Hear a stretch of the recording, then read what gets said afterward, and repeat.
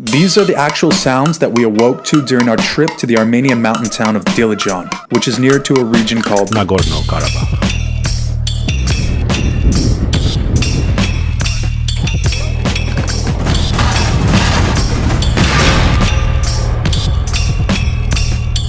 Okay, so we are right here in Dilijan, and this is the conflict zone right now between Azerbaijani and Armenian forces. In late March of 2016, we went on vacation to the Nagorno-Karabakh region in between Azerbaijan and Armenia.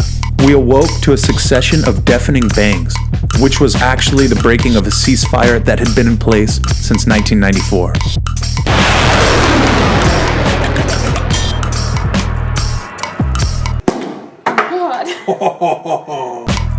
We were in Armenia for my birthday, so we decided to go to the mountains to check out Lake Savan, but due to the poor visibility right now, we can only see the very nearest part of it. On the other side of that is Azerbaijan, which we do not currently have a visa for because it's quite difficult for US citizens. The history in this region makes it well worth the visit. Just check out these cuneiform tablets. Armenia was actually the first official state to establish Christianity as its religion. We continued on to Dilijan for what we thought was a quiet retreat to the mountains. We took refuge in the lovely Hotel Casanova.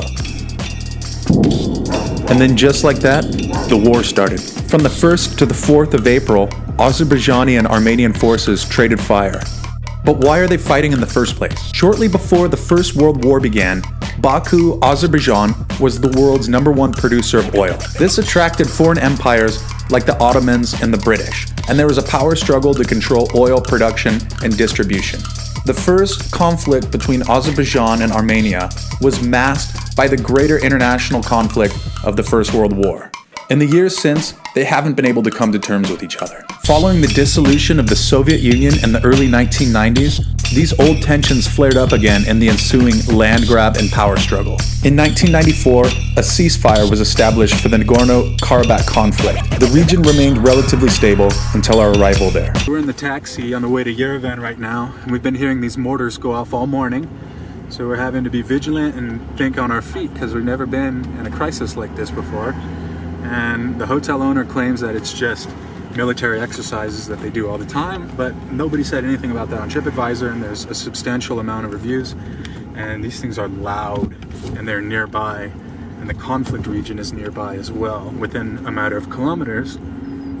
So I don't know how safe we feel on this road right now, but we're just being extra aware, and we've decided to get out as soon as possible. Maybe it is just a skirmish, but like I said, this is an unprecedented situation for us. So we've decided just to get out as soon as possible, and we'll be taking a train out of the country tonight. We hired a taxi to take us straight to Yerevan. From our bunker to your home, welcome to Yerevan.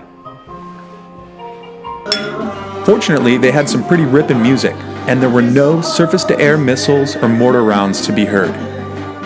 That night, we hopped on a train back to Tbilisi, Georgia, and away from the 4-day war of the Nagorno-Karabakh region.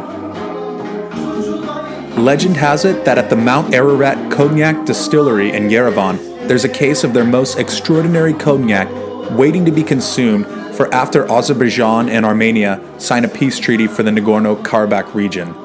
Let's all toast to that and put the rest of this bullshit behind us.